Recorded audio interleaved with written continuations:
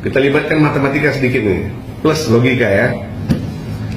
Pelapor diduga ada melakukan kesalahan yang dimana ditegur oleh terlapor, sehingga pelapor memberikan sejumlah uang kepada terlapor untuk tidak menyuarakan kesalahannya. Berapa sih dikasih sama pelapor? 4 miliar. Oke. Pelapor memberikan kepada terlapor 4 miliar rupiah yang judulnya ini, terlapor ini bukan dari instansi pemerintah, bukan penegak hukum, bukan seseorang yang memakai seragam yang punya wewenang untuk mengganggu-gugat dia. Kalau pelapor bisa memberikan 4 miliar kepada terlapor, berarti berapa besar kesalahan pelapor sehingga dia siap mengguyurkan 4 miliar untuk menutupi kesalahannya. Fokus pada situ. Amina lah ngurus ini, ngurus ono, belum lagi ngurus ini.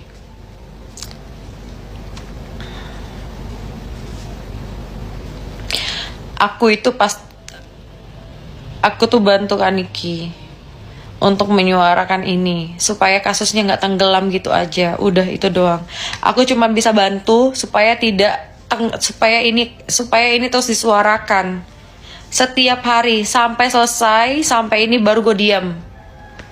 Gitu. Jangan dipikir si Kaniki itu ditahan, tapi ternyata tidak ada yang berkoar-koar. Itu, gue cuma bisa bantu itu doang. Gue aja sampai tanya sama kakak ipar gue nih sebenarnya kayak gimana sih. Ternyata sebenarnya kasus skincare overclaim ini udah lama. Cuman baru vokalnya ini semenjak Kanikita yang berbicara. Ternyata itu udah lama deh, kata kakak ipar gue. Gue baru tahu gitu. Karena gue nggak ngikutin banget mau pemberitaan ini gitu. Ternyata bener dong ternyata bener dong Nikita ini sangat berpengaruh di Indonesia. Kalau enggak, orang nggak bakalan tahu gitu. Ternyata ini kasus sebenarnya udah lama, udah dari zamannya si yang baru-baru itu loh, yang baru-baru mualaf itu. Sebenarnya ternyata udah lama, cuman vokalnya itu baru aja sekarang dibesarkan sama Kanikita. Akhirnya terbukalah semuanya mafia-mafia skincare ini, gitu.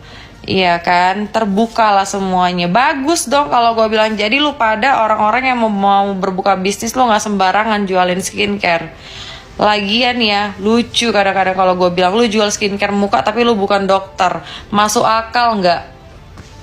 Lu jual krim muka tapi lu bukan dokter. Itu masuk akal nggak menurut gue? Gitu loh. Kan terima kasih kepada kepolisian Indonesia, khususnya Polda Metro Jaya. Terus dan mungkin semuanya kita serahkan kepada pihak kepolisian ya, yang sudah bekerja luar biasa. Dan mungkin harapan kita ke depan memang ya ini bukan sesuatu yang kita harapkan sebenarnya. Kita pengennya kita nggak mau ini semua terjadi. Dan kita tidak suka keributan sama sekali, dan bahkan teman-teman di sini boleh lihat di mana pernah kita melakukan keributan. Tapi mau nggak mau untuk membela diri mungkin ini salah satu caranya. Kenapa akhirnya melaporkan Bapak? Kenapa akhirnya melaporkan? Karena sudah banyak yang ya, kita butuh keadilan dan kebenaran itu. Ya. Oke, dokter sudah melihat seperti apa NM yang akhirnya sudah masuk ke tahanan seperti apa? Mungkin sudah cukup puaskah atau seperti apa? Itu sudah kami sampaikan kemarin dari kuasa hukum ya.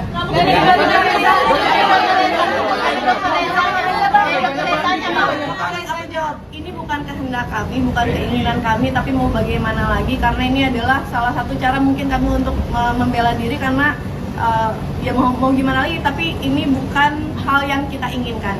Terkait CCTV yang di Serang itu seperti apa? CCTV yang di Serang? Ya. Sebenarnya CCTV Serang itu saya sudah serahkan ke penyidik ya, dan saya juga nggak tahu masalah CCTV itu benar-benar saya nggak tahu, dan saya nggak punya malah. Saya tidak punya CCTV itu. Dokter Reza terkait lo yang minta penangguhan penahanan buat ibunya seperti apa dokter? Dulu atau masih dok mungkin? Ya itu haknya Itu hak tetangga ya? dari keluarganya mungkin silakan saja. Dok, soal penangguhannya ditolak. yang disyaratkan tadi benar adanya ya? Ya betul, benar adanya. Yang mana benar Yang soal yang kemarin ketemu Oh, dokter. kalau Rokoknya di dibalik, sana Bang. memang betul. Ya. Maksudnya kalau terkait CCTV saya nggak tahu. Ya, CCTV kita nggak tahu, tapi pokok pembicaraan yang ada di situ itu benar adanya. Dan jangan di framing lagi, jangan diplesetin lagi. Ya itu sudah cukup jelas mungkin ya. Walaupun kita nggak tahu itu dari mana CCTV-nya. Dok, soal penangguhan penahanan di Polda Metro Jaya, gimana? Oh, aku nggak Saya tahu nggak malah. tahu. Nah.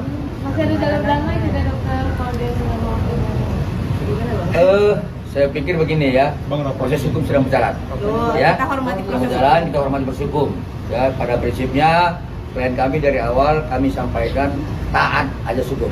Cukup ya, kawan-kawan ya. Ayo, ya. Ya. Dokter itu punya sumpah.